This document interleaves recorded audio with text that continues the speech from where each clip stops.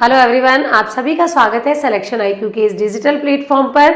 और हमारी चल रही है मिशन सीरीज और मिशन सीरीज में हम चल रहे हैं योजना एक्सप्रेस में। योजना एक्सप्रेस के 5 या 6 एपिसोड ऑलरेडी आ चुके हैं, जिसमें हम महत्वपूर्ण योजनाओं के बारे में बहुत डिटेल से बात करते हैं, जो कि आपके एग्जाम के पर्सपेक्टिव से बहुत ही इम्पॉर्टेंट है।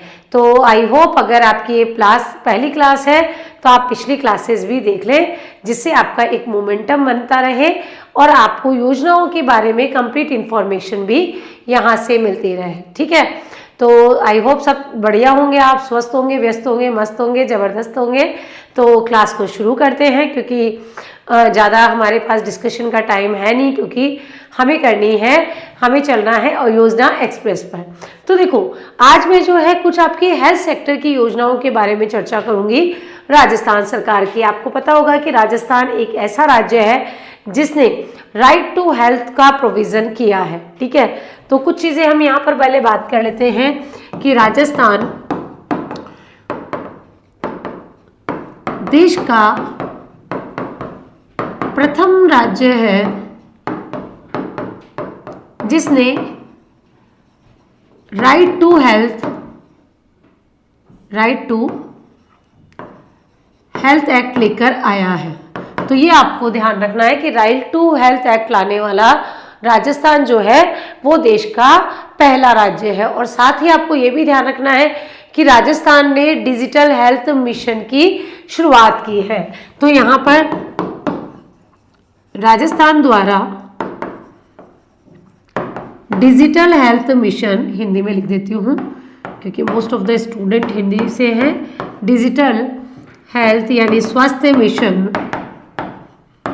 की शुरुआत की है। मिशन की शुरुआत की है राजस्थान ने। ये जो मिशन है, अगर हम बात करें तो इसका उद्देश्य क्या है? इसका उद्देश्य है कि भैया हमारे जितने भी हेल्थ रिकॉर्ड्स हैं उनको क्या करना, डिजिटलाइज करना, साथ ही IT के माध्यम से स्वास्थ्य सेवाओं की आपूर्ति में सुधार करना। तो दोनों चीज़ें हमें ध्यान रखनी है इस इसकी कि इसका उद्देश्य क्या है। तो अगर हम इसके उद्देश्य की बात करें तो उद्देश्य तो एक तो आपको ध्यान रखना है कि भैया हेल्थ जो डेटा है या हेल्थ जो रिकॉर्ड है, हेल्थ रिकॉर्ड को डिजिटलाइज करना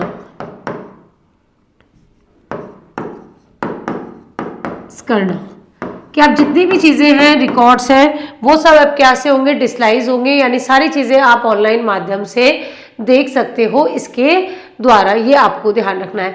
और क्या ध्यान रखना है कि IT के माध्यम से, IT के द्वारा स्वास्थ्य सेवाओं की आपूर्ति में, स्वास्थ्य सेवाओं की आपूर्ति में सुधार करना, आपूर्ति में सुधार करना। और देखो, ये सिंपल सी चीज़ें हैं, इनको ज़्यादा समझना नहीं है आपको, सिर्फ आपको एक बार रीड कर लेना है तो भी आप समझ जाओगे कि भैया डिजिटल स्वास्थ्य मिशन है। स्वास्थ्य मिशन तो सिर्फ स्वास्थ्य पे फोकस करता है, ये पूरी चीज़ें डिजिटलाइज करने की बात करता है कि हर चीज़ डिजिटलाइज होनी चाहिए। साथ ही हम जितनी भी IT है या इंफॉर्मेशन टेक्नोलॉजी या टेक्नोलॉजी है, उसके माध्यम से हम स्वास्थ्य सेवाओं को, हेल्थ सर्विसेज को जो है सुधार सके, उसको और बेहतर बना सके। और इसी के तहत क्या किया जाता है, तो आभा अकाउंट बनाया जाता है। तो इसी के तहत यदि हम बात करें तो क्या बनाई जाती है जी, आभा ID बनाई जाती है। तो आभा ID, ये आभा ID है क्या, तो आपको इसका पूरा नाम भी, क्योंकि कई बार छोटे एग्जाम में तो इवन पूरा नाम भी पूछ लेते हैं। ठीक है, तो वो भी आपको ध्यान रखना है। आयुष्मान भारत हेल्थ अकाउंट, क्या ध्यान रखना है, Ayushman Bharat health account ID। क्या है ID? तो भैया जैसे अपना अकाउंट होता है वैसे आपका एक हेल्थ अकाउंट बनेगा। हेल्थ अकाउंट में आपका क्या नाम है, क्या एज है, कितना वजन है, क्या चीज़ें हैं, वो सब लिखी होगी। आपको डायबिटीज़ है या नहीं है, आपकी BP की प्रॉब्लम है या नहीं है, BP की प्रॉब्लम है तो कैसी है। ठीक है, ये सारी चीज़ें किस में रिकॉर्ड हो जाएगी, तो एक जो केंद्रीकृत डिपॉजिटरी है उसमें हो जाएगी। अब मान लीजिए कि आपका एक आभा ID बन गया, सारी इंफॉर्मेशन उसमें डिजिटलाइज फीड कर दी गई। अब अगर आप किसी दूसरे डॉक्टर के पास जाते हो तो वो आपसे पूछने के बजाय उस पूरे हेल्थ रिकॉर्ड को चेक करेगा कि भाई इसकी हेल्थ हिस्ट्री क्या है, और उससे वो आपको और भी बेहतर जो स्वास्थ्य सेवाएं हैं वो उपलब्ध करा पाएगा। तो इसके लिए बनाए जा रहे हैं आभा आईडी, और आभा आईडी जो होते हैं वो आयुष्मान भारत डिजिटल मिशन के तहत ही बनाए जा रहे हैं। तो आपको ये ध्यान रखना है कि यह ID Ayushman Bharat digital mission, ठीक है, कौन सा मिशन है, ये स्वास्थ्य मिशन है। तो आयुष्मान भारत डिजिटल मिशन के तहत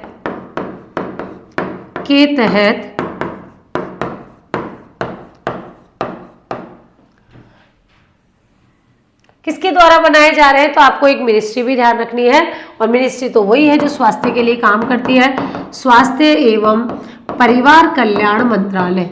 परिवार कल्याण मंत्रालय के द्वारा इसे लॉन्च किया गया, यानी इनके द्वारा जो है इसका निर्माण किया जाता है। उद्देश्य क्या होता है, वही उद्देश्य होता है कि व्यक्तियों के स्वास्थ्य का रिकॉर्ड रखना और उससे उनको जो है बेहतर जो सेवाएं होती हैं वो पहुंचाना, जिससे कि उनकी जो वितरण की दक्षता है वो बढ़ जाए, परिणामों में भी सुधार आए और पूरे राजस्थान सहित देश में स्वास्थ्य सेवाओं में पारदर्शिता को बढ़ावा दिया जाए।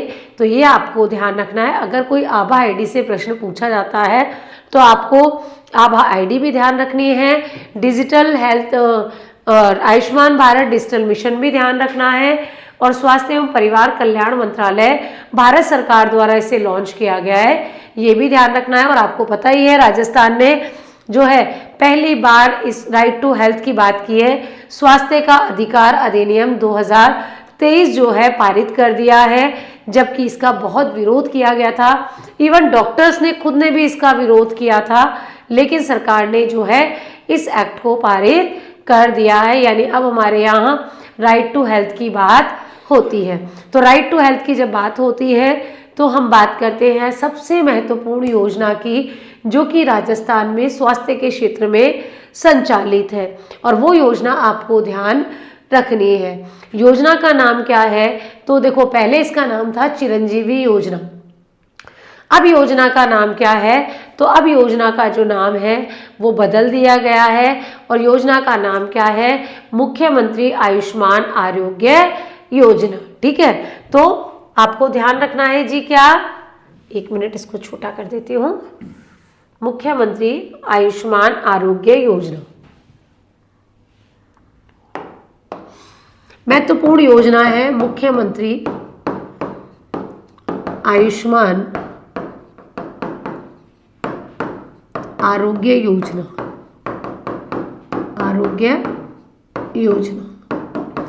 देखो इसी तरीके की दो योजनाएं हैं। ठीक है, पहले तो आपको दोनों योजनाओं को समझना होगा, फिर दोनों में डिफरेंस।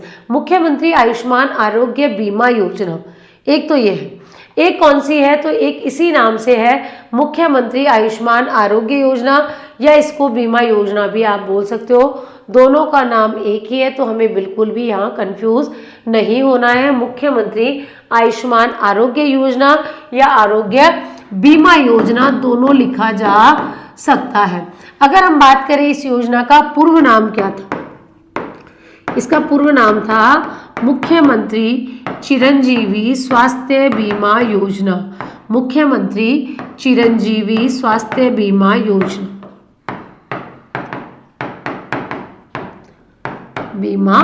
योजना, तो पहले जो संचालित हो रही थी चिरंजीवी योजना जिसको हम कहते थे, वो इसका पुराना नाम है। और वो जो योजना है वो कब से प्रारंभ हुई थी, तो अगर बोले तो ये योजना भी हम मानेंगे कब से, तो 21 मई 2021।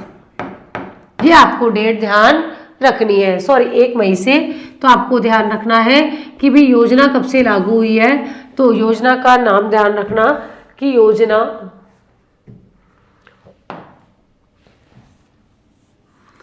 1 मई से। और 1 मई को क्या बनाया जाता है जी, मजदूर दिवस।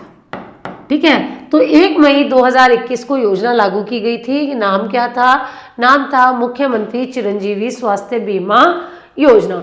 नई गवर्नमेंट आई, नई गवर्नमेंट ने आते ही नाम बदल दिया। नाम कब बदला? तो नाम में परिवर्तन किया गया, या हम बोले नाम परिवर्तन या पुनर्संशोधन, पुनः संशोधित किया गया इस योजना को। और वो डेट आपको ध्यान रखनी है, तो वो डेट है 19 फरवरी 2024, ये भी ध्यान रखना। तो 19 फरवरी 2024, ठीक है जी। चलो, क्या योजना है? बहुत सिंपल योजना है। योजना में कुछ नहीं है कि भैया जो गरीब और वंचित परिवार हैं उनको, उद्देश्य क्या है कि जो गरीब और वंचित परिवार हैं वह वंचित परिवारों को निःशुल्क, या हम बोले कैशलेस चिकित्सा सुविधा उपलब्ध कराना। तो कैशलेस है, आपको ध्यान रखना है, कैशलेस चिकित्सा सुविधाएं सरकारी व अधिकृत निजी अस्पतालों, सारे निजी अस्पतालों में नहीं, जो ऑथराइज्ड हैं, अस्पतालों के माध्यम से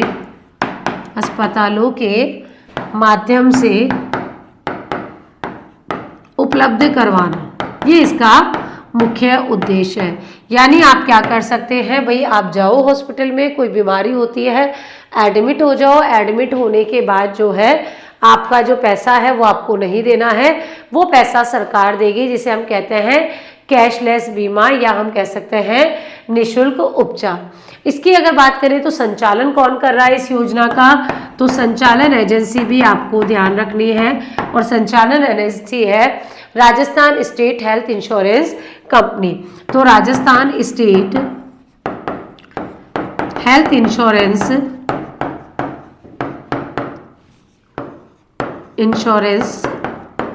कंपनी, इसके द्वारा ये जो है ऑर्गेनाइज की जा रही है योजना, ये आपको ध्यान रखना है। अब इसकी बात करें तो इसका लाभार्थी वर्ग कौन सा है? ठीक है, तो लाभार्थी वर्ग मेरे हिसाब से नेक्स्ट पेज पे ही ले लेते हैं, नहीं तो थोड़ा छोटा हो जाएगा और भी। ठीक है, तो लाभार्थी वर्ग की बात करते हैं।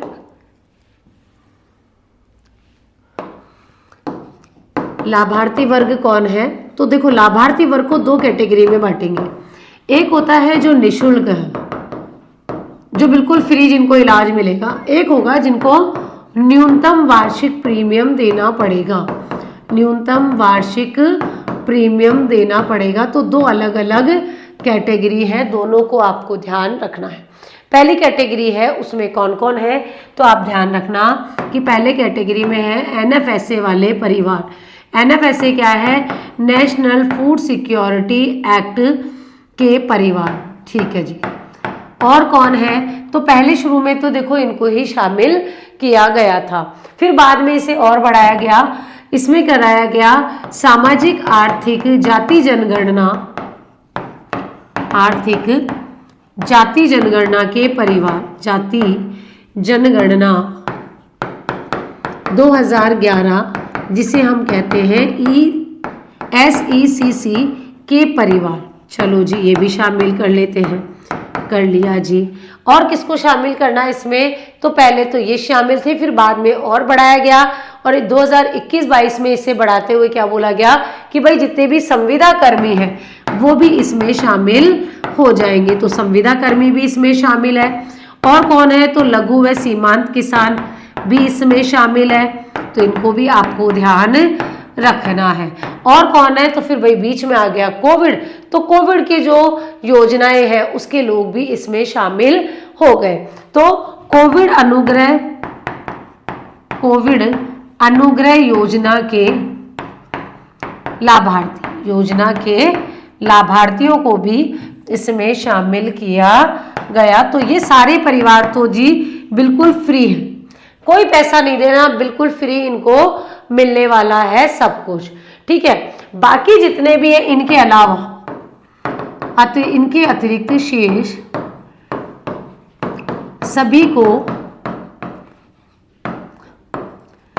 ₹850 वार्षिक प्रीमियम पर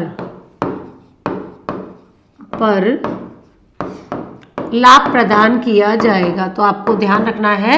तो बाकी इनको तो जो है इन कैटेगरी वालों को तो फ्री है, बाकी उसके अलावा भाई ₹850 प्रति परिवार जो है आपको देने होंगे।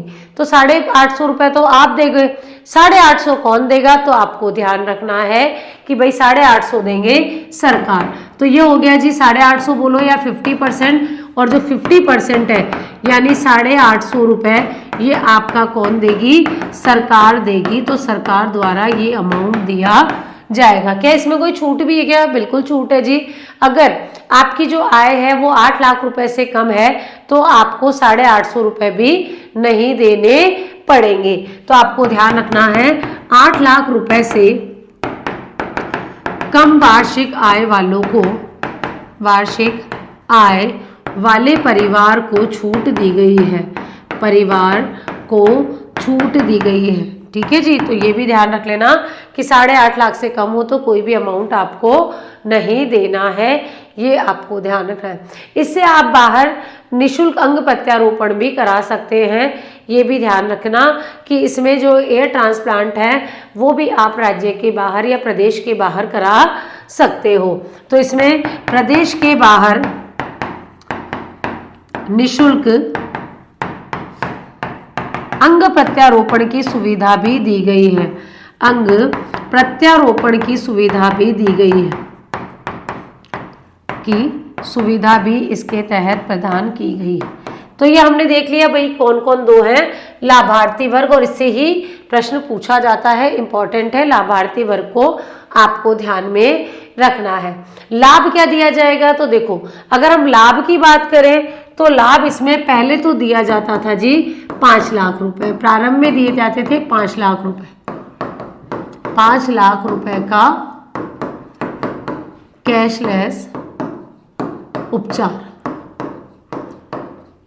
ठीक है, ये आपको ध्यान रखना है कि भैया 5 लाख रुपए तक का कैशलेस बीमा जो है इसके तहत प्रदान किया जाएगा। बाद में जो है इसको थोड़ा सा बढ़ाया गया और अभी कितना दिया जाता है? तो अभी दिया जाता है 25 लाख रुपए। तो वर्तमान में कितना लाभ दिया जाता है जी? 25 लाख रुपए। तो वर्तमान में 25 लाख रुपए दिए जाते हैं। ये 25 लाख रुपए दो प्रकार से दिए जाते हैं। कैसे जी? तो 20 लाख जो दिए जाते हैं वो दिए जाते हैं ट्रस्ट मोड पे और 5 लाख बीमा मोड पे।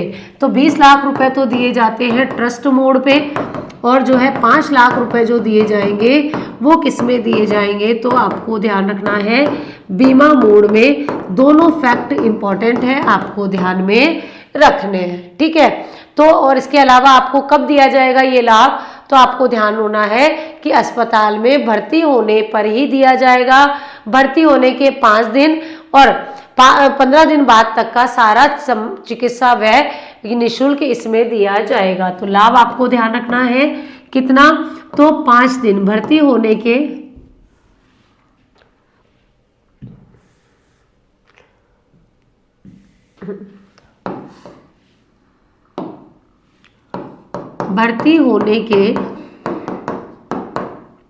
5 दिन तक, या तो कि भाई आप भर्ती हुए तो 5 दिन तक मिलेगा, ठीक है, और 15 दिन बाद तक का, ठीक है, और 15 दिन बाद तक का चिकित्सा व्यय निःशुल्क होगा। तो ये आपको ध्यान रखना इंपॉर्टेंट फैक्ट है। तो आपको भर्ती होने के 5 दिन और उसके बाद के 15 दिन तक का जो चिकित्सा व्यय है वो इसके तहत निःशुल्क किया जाएगा। अब आपको इसमें ध्यान रखना है वर्तमान में इसमें कितने पैकेजेस हैं। देखो बहुत सारे अलग अलग पैकेजेस जोड़े गए थे, लेकिन आपको ध्यान रखना है कितने पैकेज वर्तमान में है। ठीक है, तो अब जो है प्रीमियम राशि जो है वो भी आपको ध्यान रखना है कि प्रीमियम राशि 850 रुपये जो है निःशुल्क श्रेणी के अलावा अन्य के लिए जो है प्रीमियम कितना हो गया है? तो 1965 रुपये का प्रीमियम हो गया है, ये भी ध्यान रखना। तो तो प्रीमियम राशि जो 850 थी अब वो अन्य के लिए कितनी हो गई, यानी निःशुल्क श्रेणी के अलावा वो कितनी हो गई है, तो भाई करंट में ये जो है वो कितनी हो गई है, तो करंट में इसको ध्यान रखना है 1965 रुपये वर्तमान में ये प्रीमियम राशि हो गई है। तो वर्तमान में अगर आपसे पूछ ले तो 1965 है, ये लेटेस्ट डेटा है, आपको ध्यान में रखना है। ठीक है जी। और क्या किया जाता है इसमें, तो निःशुल्क जांच व दवा हेतु एक माँ कोष बनाया गया है। ठीक है, तो इसमें निःशुल्क जांच हेतु माँ कोष बनाया गया है। माँ कोष किसके लिए, निःशुल्क दवा व जांच के लिए। कितने करोड़ का, 3500 करोड़ का निःशुल्क दवा व जांच हेतु। कितने का, 3500 करोड़ रुपए का, ये आपको ध्यान रखना है। तो 3500 मतलब यानी 3500 करोड़ रुपए का जो है क्या बनाया गया, माँ कोष बनाया गया। इसके अलावा एक और योजना इसके तहत चल रही है, माँ नेत्र वाउचर योजना। माँ नेत्र वाउचर योजना, और ये किसके लिए है, तो भाई सेम योजना है, किसके लिए काम करती है, तो ये जो है काम करेगी आंखों के लिए। तो यानी इसके तहत क्या किया जाएगा, आंखों की जांच निःशुल्क की जाएगी और चश्मे भी दिए जाएंगे। तो निःशुल्क आंखों की जांच व निःशुल्क चश्मे।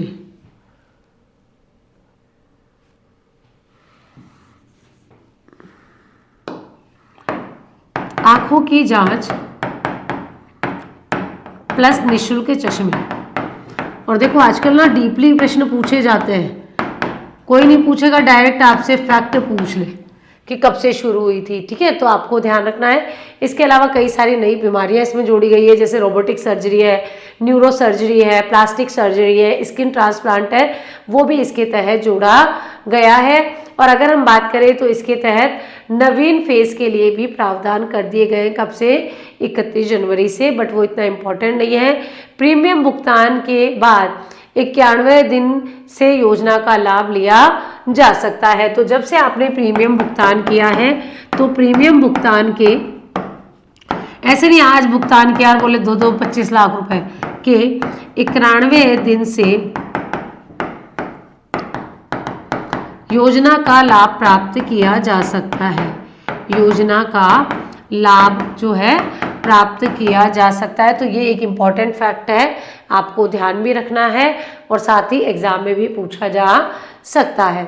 फिर आपको ध्यान रखना है कि किसके, तो यहाँ पर आपको और कुछ चीज़ें हैं बेसिक, वो भी ध्यान रख लेना, क्योंकि यहाँ से ये पूछा जा सकता है 850 रुपये प्रति परिवार का भुगतान। ठीक है, तो अगर आज के फैक्ट के हिसाब से बात करें, बजट के हिसाब से, तो 1965, बाकी आपको 850 रुपये जो है ध्यान रखने हैं। यहाँ से आपसे प्रश्न पूछा जा सकता है। राज्य में 30 जनवरी 2021 से लागू हुई थी आयुष्मान भारत महात्मा गांधी स्वास्थ्य बीमा योजना।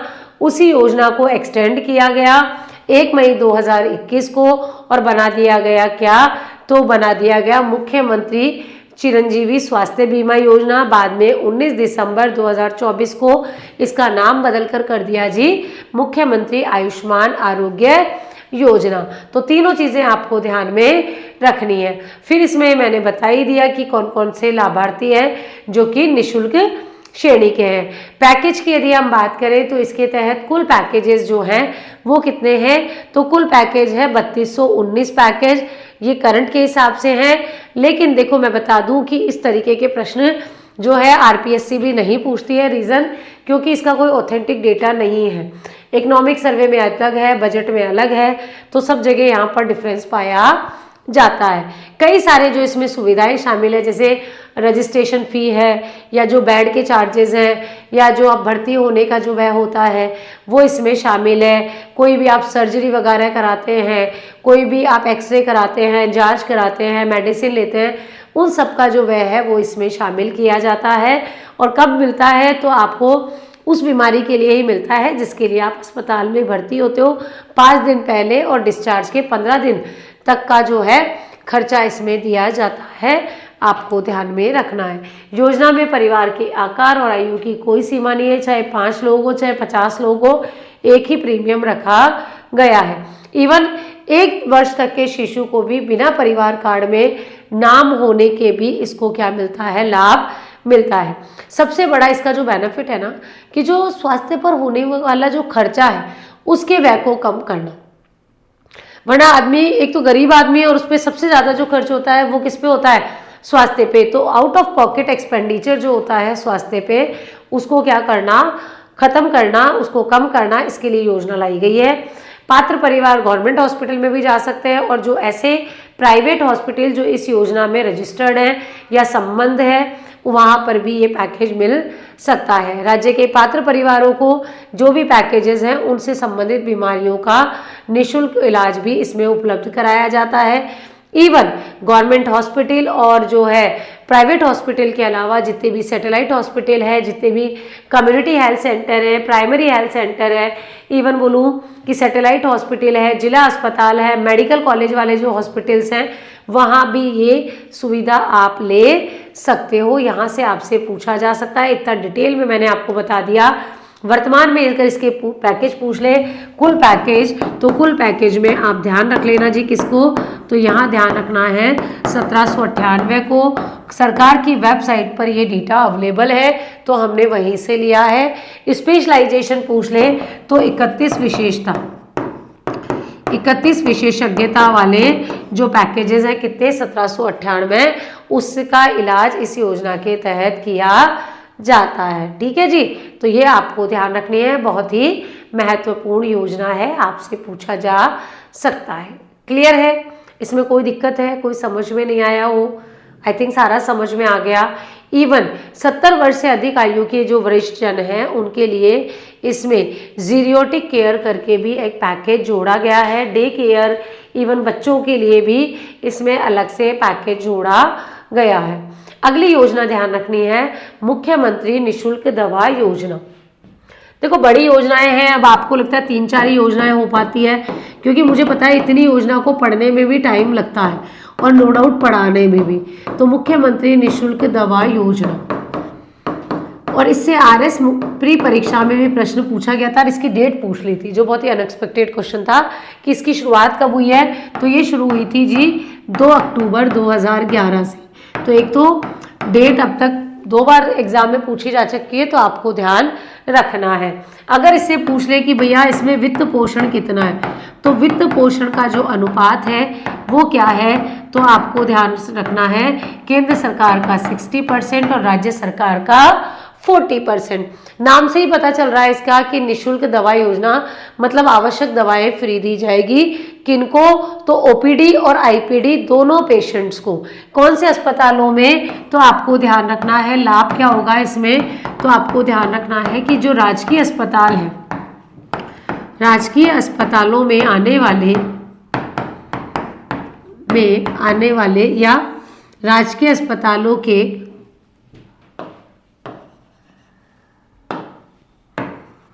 अंतरंग व बहिरंग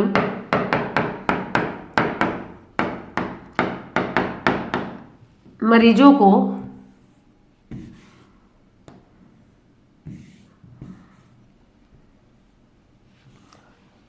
देखिए, रुकिए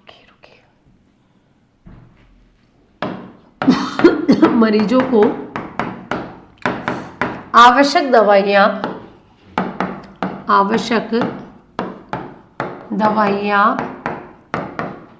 निःशुल्क प्रदान की जाएगी। अब आपको 2 चीज़ इसमें ध्यान रखनी है। एक तो ध्यान रखना है सिर्फ गवर्नमेंट हॉस्पिटल में ही दी जाएगी, किसी भी प्राइवेट हॉस्पिटल में नहीं जाएगी। अंतरंग और बहिरंग पेशेंट्स यानी IPD और OPD दोनों में अंतर क्या होता है, एक तो भैया आते हैं, दिखाते हैं और चले जाते हैं, उनको तो कहते हैं बहिरंग। एक होते हैं आते हैं, दिखाते हैं और एडमिट हो जाते हैं, ठीक है, उनको कहते हैं अंतरंग। ठीक है, तो दोनों मरीजों को आवश्यक दवाइयाँ जो है निःशुल्क प्रदान की जाएगी। ये 3-4 वर्ड आपको यहाँ पर ध्यान में रखने हैं। और इसके तहत कुल कितनी दवाइयाँ दी जाती है, तो आपको ध्यान रखना है लगभग 1200 से ज़्यादा दवाइयाँ दी जाती है। ठीक है, अगर हम बात करें तो इसके लिए जो खरीदारी है या केंद्रीय खरीद एजेंसी है वो कौन है, ये पूछा जा सकता है। तो केंद्रीय खरीद एजेंसी है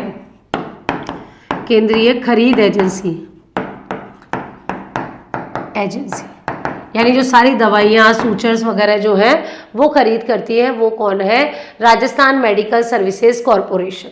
ठीक है, तो राजस्थान मेडिकल सर्विस कॉरपोरेशन, इसको आपको ध्यान में रखना है। यहाँ से अगर पूछा जाए तो यही क्या करती है, ये इसका गठन जो है चिकित्सा विभाग व चिकित्सा शिक्षा विभाग के लिए जो दवाइयाँ हैं, जो औजार वगैरह हैं, सबकी खरीद यही करती है। तो एक तो चलती थी ये वाली योजना जो मुख्यमंत्री निःशुल्क दवा योजना। अब आप बोलेंगे मैम चलती थी मतलब, भाई अब क्या हुआ, निःशुल्क दवा योजना और निःशुल्क जांच योजना, निःशुल्क जांच योजना, इन दोनों को मिलाकर एक ही योजना कर दिया, और वो योजना क्या है? निःशुल्क निरोगी राजस्थान योजना। ठीक है, तो इनको कर दिया मुख्यमंत्री निःशुल्क निरोगी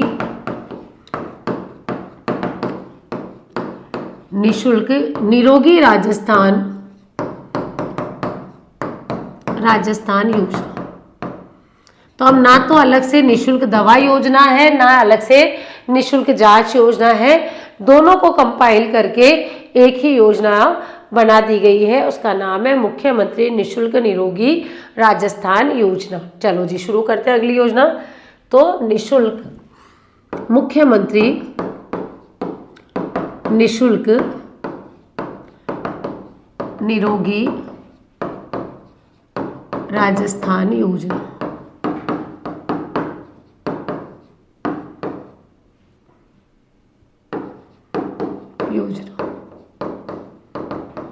ठीक है जी, इस योजना को आपको ध्यान रखना है।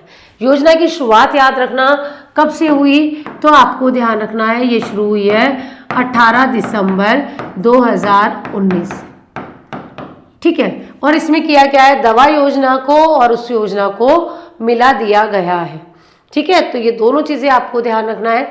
इसका उद्देश्य क्या है कि भाई जितने भी नागरिक हैं उनकी स्वास्थ्य सेवाओं को, उद्देश्य क्या है कि प्रदेश के समस्त नागरिकों को हमें क्या करना है, तो यहाँ पर देखो 3-4 चीज़ें आपको मोटी मोटी ध्यान रखनी है। एक तो स्वास्थ्य समस्याएं व उनके निदान। ठीक है, तो उनकी स्वास्थ्य समस्याएं एवं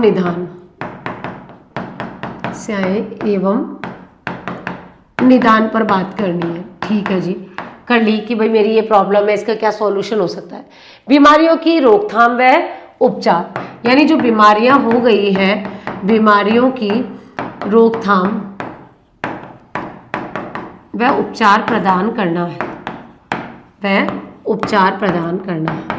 यानी प्रदेश के जितने भी नागरिक हैं उनकी आपको हेल्थ प्रॉब्लम्स को सुनना है, उनका निदान करना है, बीमारियों की रोकथाम करनी है, बीमारियों का उपचार भी इसके माध्यम से करना है। इसके लिए जो शुरू किया गया था निरोगी राजस्थान अभियान, और उसी के तहत ये वाली जो योजना है उसे शुरू किया गया है। आपको ध्यान रखना है कि 2011-12 में जो है निःशुल्क दवा योजना जो कि 2 अक्टूबर 2011 को लागू की गई थी, उसके बाद जो है एक थी कौन सी, निःशुल्क जांच योजना, दोनों को क्या कर दिया गया था, मिला दिया गया था। तो निःशुल्क दवा योजना और जांच योजना दोनों को मिला के ये योजना शुरू की गई है। ठीक है जी, मुख्यमंत्री निःशुल्क निरोगी राजस्थान योजना, कितनी सारी औषधियाँ और इसमें शामिल है।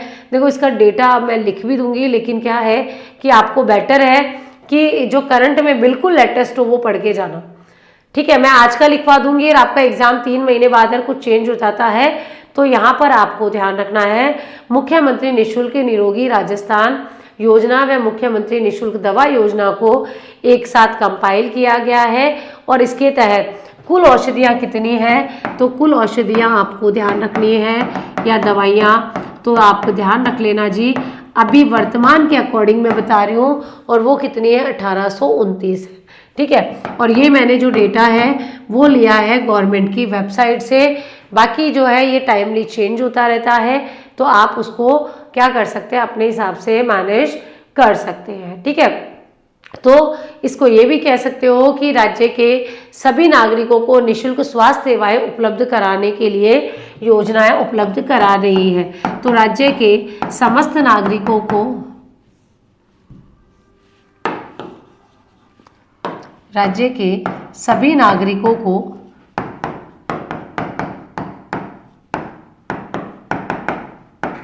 निःशुल्क स्वास्थ्य सेवाएं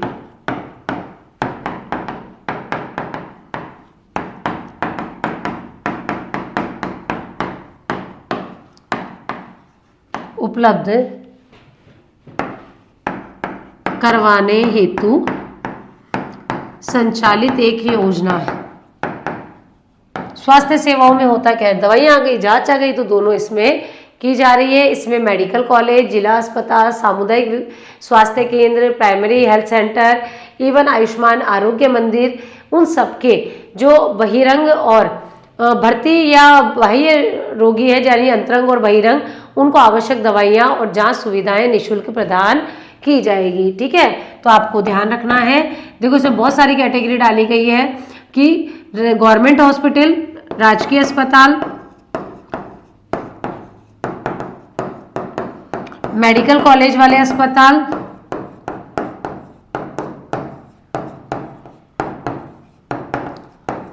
एक आपको ध्यान रखना है सामुदायिक स्वास्थ्य केंद्र, जिसे हम कहते हैं कम्युनिटी हेल्थ सेंटर। ठीक है, तो इन्हें सामुदायिक स्वास्थ्य केंद्र,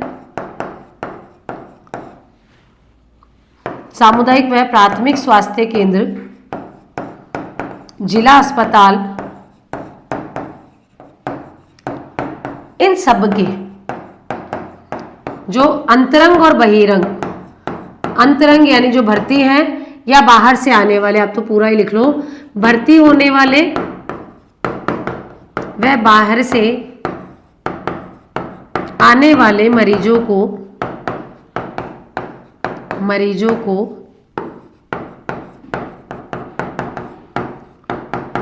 फ्री दवा व जांच सुविधा उपलब्ध कराने के लिए योजना संचालित की गई है। इकोनॉमिक सर्वे में लिखा है, देखो 1240 दवाइयाँ। ठीक है, और अगर गवर्नमेंट की वेबसाइट को देखें तो वहाँ पर कितनी लिखी है, 1829। इसलिए अगेन बोल रही हूँ, जब भी एग्जाम में जाओ उससे जस्ट पहले का डेटा किसी भी ऑथेंटिक सोर्स से पढ़ के जाना। हो सकता है अगले महीने ही डेटा चेंज हो जाए, तो आप अब उसके अकॉर्डिंग आप इसको अपडेट भी कर लेना। अगली योजना है मुख्यमंत्री आयुष्मान दुर्घटना बीमा योजना। मुख्यमंत्री आयुष्मान दुर्घटना बीमा योजना, दुर्घटना बीमा योजना। देखो वो आपको था बीमा योजना से स्वास्थ्य बीमा, ये क्या है, दुर्घटना बीमा। तो नाम से ही पता चल रहा है दुर्घटना पर ही होगी। ठीक है, आपको कब ध्यान रखना है, शुरुआत कब से हुई है, तो इसका प्रारंभ याद रखना कि शुरू कब से हुई है, तो 7 मार्च 2024 की डेट याद रखना। आपसे ये डेट भी पूछी जा सकती है। ठीक है, तो 7 मार्च 2024 से शुरू हुई थी, आगामी वित्तीय वर्ष तक। ठीक है, इसमें होगा क्या, तो आपको ध्यान रखना है कि बीमा किसको किया जाएगा या बीमित व्यक्ति कौन होगा, जिसका जन आधार कार्ड में शामिल परिवार के सभी सदस्य हैं। ठीक है, तो आपको ध्यान रखना 2 वर्ष का शिशु भी जो दर्ज ना हो। ठीक है, तो आप में इसमें पात्रता क्या है, तो भाई आपको ध्यान रखना है जन आधार कार्ड में शामिल परिवार के सभी सदस्य क्या होंगे, इसमें पात्र होंगे कि भाई आपका जन आधार कार्ड बना हुआ है, जन आधार कार्ड में 5 लोग हैं, 10 लोग हैं, वो सब इसमें शामिल होंगे। बीमा कितने का किया जाएगा या परिवार का मुखिया किसे माना गया है, तो इसमें परिवार का मुखिया माना गया है जी किसको, तो आपको ध्यान रखना है महिला को। ठीक है, तो जिसके आधार पर कार्ड होगा उसको ही माना गया है, और कार्ड महिलाओं के नाम पे ही होता है। ठीक है, तो मुखिया किसे माना गया है, परिवार का मुखिया माना गया है जन का आधार कार्ड धारी को, आधार कार्ड धारी के नाम को। मगर अगर किसी के भी नाम से, जिसको जन आधार कार्ड जिसके नाम से है उसे ही परिवार का मुखिया माना गया है। किसके तहत संचालन किया जा रहा है योजना का? तो भैया योजना का संचालन पीएफ डिपार्टमेंट के द्वारा किया जा रहा है। पीएफ डिपार्टमेंट को क्या कहते हैं? राज्य बीमा व प्रदायी निधि विभाग। राज्य बीमा, स्टेट इंश्योरेंस व भविष्य प्रदायी, ठीक है। पीएफ को क्या कहते हैं? प्रदायी निधि, प्रदायी निधि विभाग, निधि विभाग। तो ये पीएफ डिपार्टमेंट है और स्टेट इंश्योरेंस डिपार्टमेंट है। इसको आपको ध्यान रखना है या कि इसका संचालन कौन कर रहा है। आपको इसकी बीमा राशि भी ध्यान रखनी है कि बीमा राशि या लाभ क्या होगा। तो लाभ भैया इसमें 5 लाख रुपए से 10 लाख रुपए तक का बीमा कवर होगा। लाख रुपए तक का बीमा कवर इसमें किया जाएगा। और कैसा बीमा कवर है? दुर्घटना बीमा कवर है। ये आपको ध्यान में रखना है। कौन होंगे इसमें पात्रता? तो पात्रता ध्यान रखना है, मुख्यमंत्री आयुष्मान आरोग्य योजना में पंजीकृत जितने भी परिवार हैं। तो उसमें मैंने बहुत सारे परिवार आपको लिखवाए थे, आपको ध्यान रखना है वो। और 5 विद्युत कंपनियों के विद्युत कर्मी भी इसमें शामिल हैं। तो अगर पूछे जाए कि लाभार्थी कौन होंगे, तो लाभार्थी आपको ध्यान रखना है, एक तो मुख्यमंत्री आयुष्मान आरोग्य योजना के लाभार्थी, आरोग्य योजना के लाभार्थी, और राज्य की 5 विद्युत कंपनियों के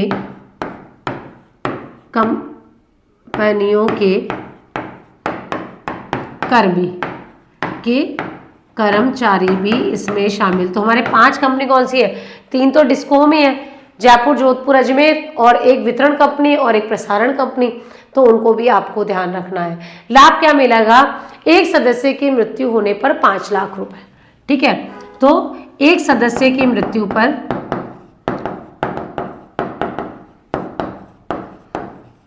पर मिलेंगे जी 5 लाख रुपए, ठीक है जी। ये तो आपको ध्यान रखना है। फिर एक से अधिक सदस्य की मृत्यु होने पर 10 लाख रुपए। तो मैंने कहा था ना 5 से 10 लाख, ठीक है। तो एक से अधिक सदस्य की मृत्यु पर 10 लाख रुपए, 10 लाख रुपए दिए जाएंगे। और क्या होगा? दुर्घटना में अगर कोई पूर्ण या अपूर्ण अपंगता आ गई, ठीक है, तो दुर्घटना में पूर्ण व अपूर्ण अपंगता पर 3 लाख रुपए, 3 लाख रुपए, ठीक है। यानी अस्थायी और स्थायी रूप से जो अपंग हो गया उसके लिए, ठीक है। कोई अंग निष्क्रिय हो गया हो दुर्घटना में, कोई अंग निष्क्रिय हो गया हो, काम नहीं कर रहा हो, हाथ या पैर या आंख कोई भी, तो 1.5 लाख रुपए की राशि प्रदान की जाएगी। तो ये इसके तहत लाभ दिए जाएंगे। ये वही योजना है जो पहले थी, कि सिर्फ आपको क्या ध्यान रखना है कि भैया ये योजना, इसका पूर्व नाम भी पूछ लिया जाए तो इसका पूर्व नाम भी ध्यान रख लेना। और इसका पूर्व नाम क्या है? तो भैया इसका पूर्व नाम है मुख्यमंत्री आयुष्मान भारत, मुख्यमंत्री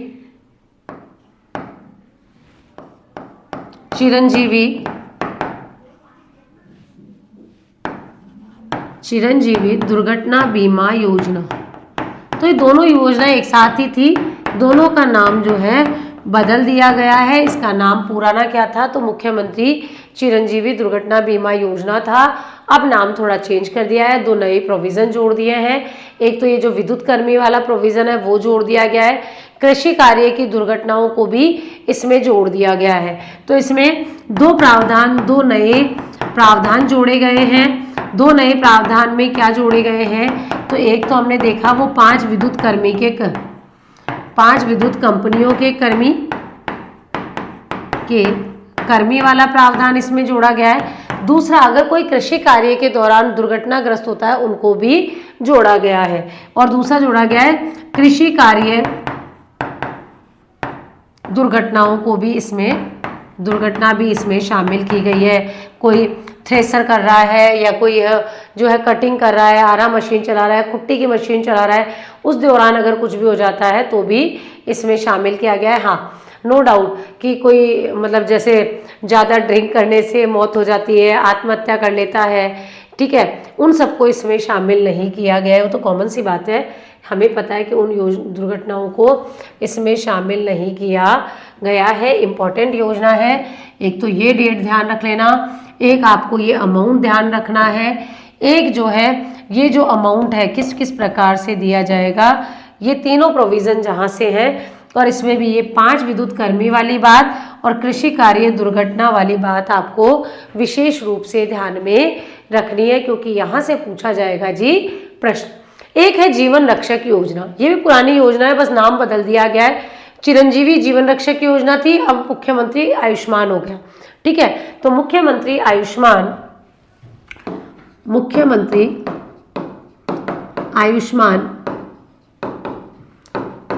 जीवन रक्षक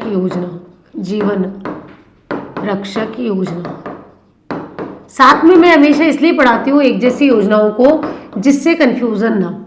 अब आयुष्मान वाली आज पढ़ा देती, आयुष्मान आरोग्य बीमा, फिर 2-4 दिन बाद पढ़ाती उसकी दुर्घटना बीमा, फिर 3-4 दिन बाद पढ़ा दी जीवन रक्षा। तो क्या है, फिर स्टूडेंट हमेशा के लिए कंफ्यूज रहता है। तो आपको एक साथ मैंने ये सारी योजनाएं पढ़ा दी है। अगर बोले कि इसकी शुरुआत कब से हुई, तो देखो योजना शुरू हुई है कब से, तो ये हुई है 21 अगस्त 2024 से। डेट इसलिए बता रही हूँ क्योंकि ये लेटेस्ट योजनाएं हैं, यहाँ से डेट पूछा जा सकता है, ठीक है जी। क्या किया जाता है इसमें कि कोई घटना है, मतलब मान लीजिए कोई सड़क दुर्घटना में घायल हो गया या गंभीर रूप से घायल होता है, उसको अगर कोई न्यूनतम समय में किसी भी निकटवर्ती सरकारी या प्राइवेट अस्पताल तक पहुंचाता है तो उसको व्यक्ति को प्रोत्साहन राशि के रूप में 10,000 रुपये और एक सर्टिफिकेट दिया जाता है, ठीक है। तो उद्देश्य क्या है इसका कि भैया जो दुर्घटना, सड़क दुर्घटना में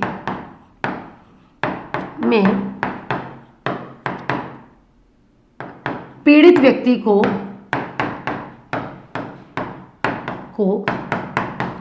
जीवन रक्षा प्रदान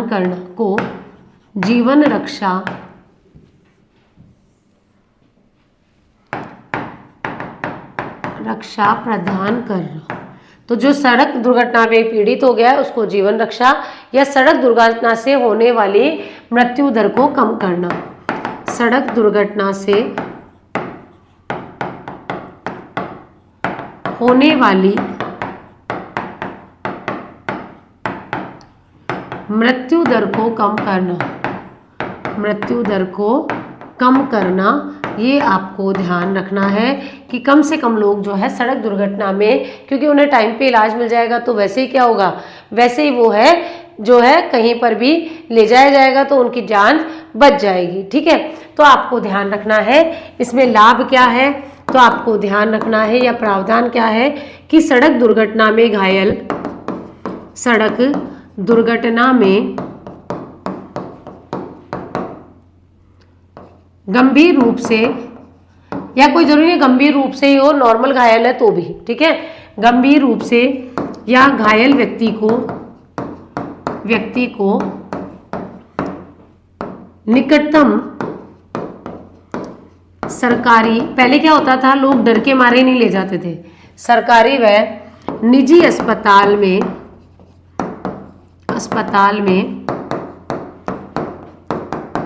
न्यूनतम समय में, जिसे हम गोल्डन पीरियड भी कहते हैं, यानी जब उसको बचाया जा सके, ठीक है, तो इसे हम गोल्डन आवर भी कहते हैं। गोल्डन आवर में पहुंचाने वाले व्यक्ति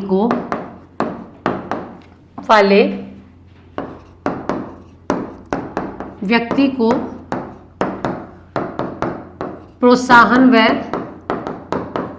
प्रोत्साहन राशि प्रदान करना, प्रोत्साहन राशि व सम्मान प्रदान करना। प्रोत्साहन राशि कितनी दी जाती है, तो आपको ध्यान रखना है प्रोत्साहन राशि दी जाती है जी। प्रोत्साहन राशि वह 10,000 रुपये प्लस एक प्रशस्ति पत्र दिया जाता है, एप्रिसिएशन लेटर दिया जाता है, प्रशस्ति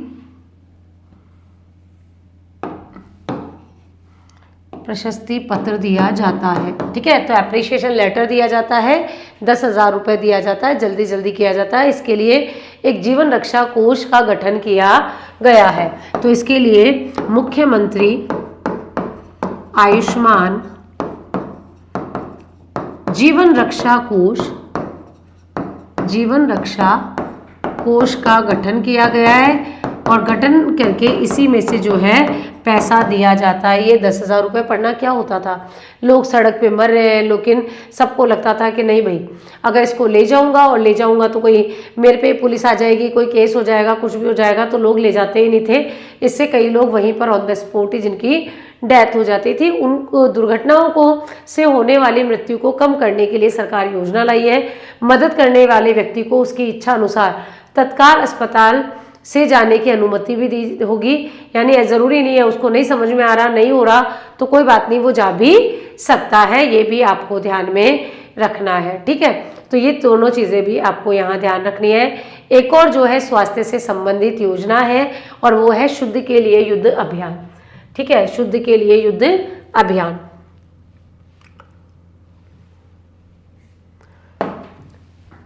शुद्ध के लिए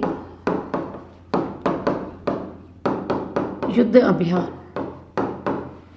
और ये देखो हर बार जो है विवाहिक ये जो वेडिंग सीजन होता है, फेस्टिव सीजन होता है, तब शुरू किया जाता है।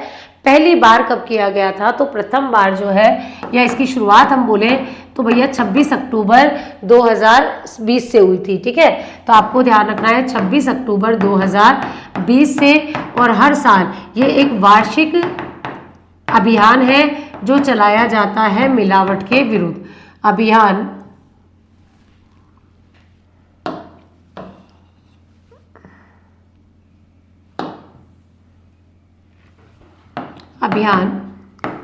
जो मिलावट के विरुद्ध है, मिलावट के विरुद्ध है। तो मिलावट के विरुद्ध ये क्या है, एक वार्षिक विशेष अभियान है। हर साल वेडिंग सीजन में जब भी लगता है भैया मिलावट होगी तब वो किया जाता है शुरू। ठीक है, तो आपको ध्यान रखना है क्या की जाती है इसमें, तो इसमें किया क्या जाता है, इसमें जो भी खाद्य पदार्थ होते हैं, खाद्य पदार्थों को जांच करके मिलावट का पता लगाया जाता है,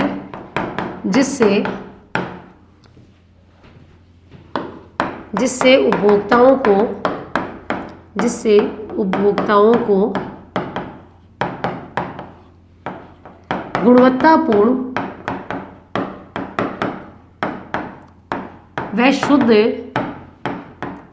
खाद्य पदार्थ उपलब्ध करवाए जा सके।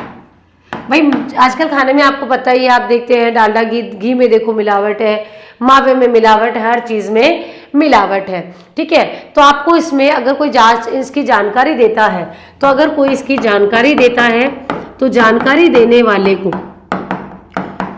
वाले को जिसे हम कहते हैं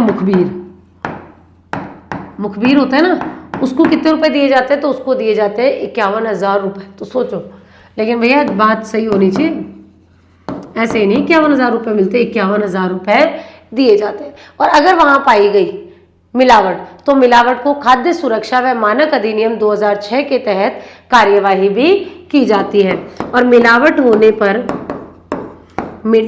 प्रमाणित होने पर अधिनियम कौन सा लगता है यहाँ पर, तो ध्यान रखना है खाद्य सुरक्षा एवं मानक एक्ट। और ये मानक एक्ट कब का है, तो 2006 का है, आपको ध्यान रखना है। एवं इसी के जो है विनियम है वो कब के हैं, तो वो विनियम है 2011 के तहत कार्यवाही की जाती है, के तहत कार्यवाही की जाती है, कार्यवाही की जाती है, ये आपको ध्यान में रखना है। और इसके लिए जो है गुणवत्ता नियंत्रण समितियों का भी गठन किया गया है, दोनों लेवल पे, राज्य स्तर पर भी और जिला स्तर पर भी। तो इसकी जांच हेतु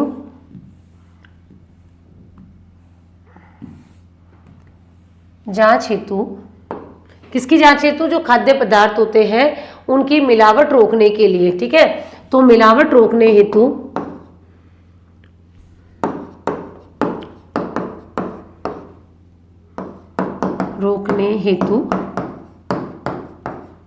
नियंत्रण समितियों का गठन किया गया है, ये भी ध्यान रख लेना। तो गुणवत्ता नियंत्रण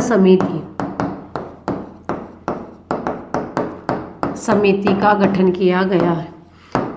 किस स्तर पर? एक तो राज्य के स्तर पर, तो एक राज्य स्तर पर और एक जिला स्तर पर, जो क्या करती है? मिलावट को रोकने के लिए काम करती है, गुणवत्ता का पता लगाने के लिए काम करती है।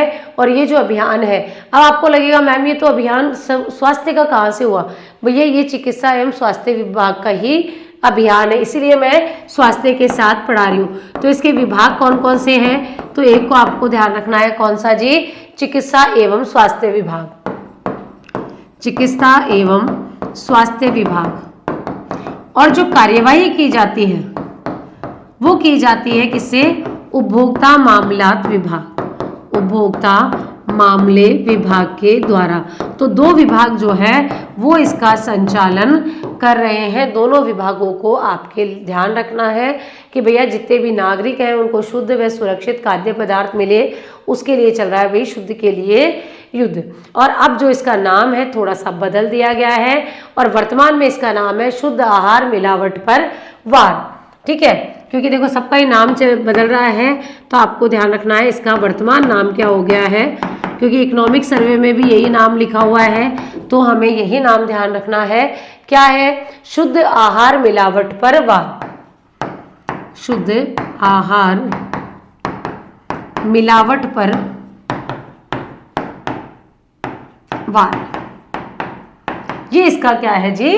वर्तमान नाम है, वार है, मिलावट पर वार, ठीक है। तो इसको ध्यान रख लेना, इकोनॉमिक सर्वे में भी ये लिखा हुआ है। और इस साल वाला जो अभियान है वो कब से शुरू हुआ है? तो 15 फरवरी 2025 से चल रहा है, ये इकोनॉमिक सर्वे में मेंशन है। तो दोनों फैक्ट मैंने बता दिए, इकोनॉमिक सर्वे वाले भी और जो आपकी वेबसाइट पे दिए हुए हैं वो भी। तो ये 15 फरवरी 2024 से संचालित है।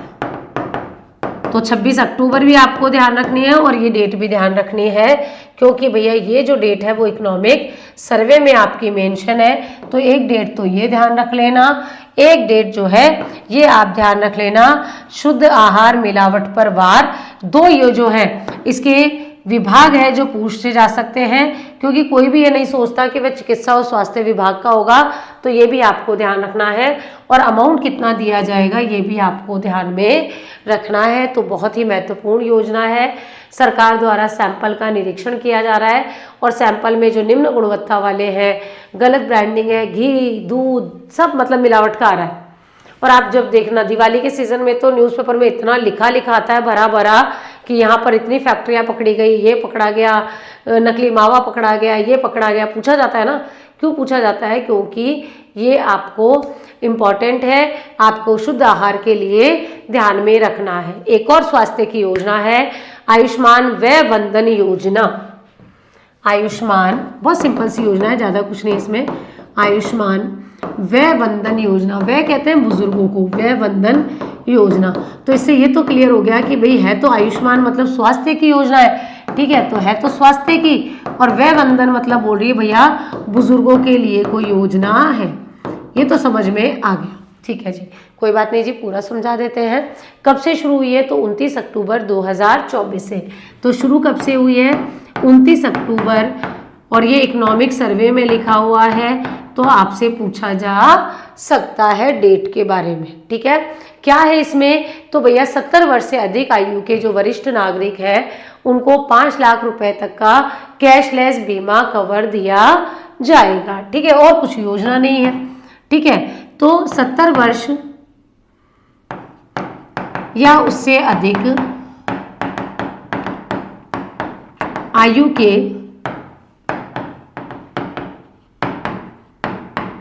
वृद्धजनों को 5 लाख रुपए तक का बीमा, 5 लाख रुपए तक का